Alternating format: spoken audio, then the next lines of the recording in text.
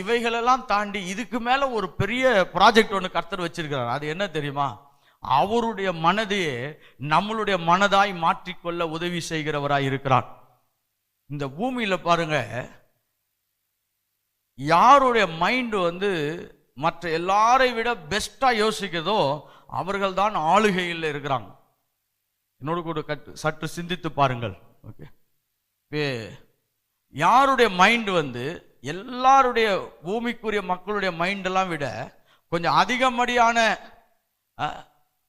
செயல்களை செய்கிறதோ, அப்படி என்றால் காணாத ஒரு மனது ஆளுகை செய்யும் பொழுது அவர்கள் பூமிக்குரிய காண்கிற நிலையை என்ன பண்ணுகிறார்கள்?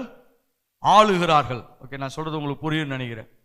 இப்போ ஆப்பிள் கம்பெனி, இந்த ஆப்பிள் ஃபோன் இருக்குது பாருங்க, இவங்களுடைய இதை ஸ்டீவ் ஜாப்ஸ் இன்னும் அவரோட கூட சேர்ந்தவர்கள் எல்லாம் என்ன சேர்ந்தாங்க? இந்த ஒரு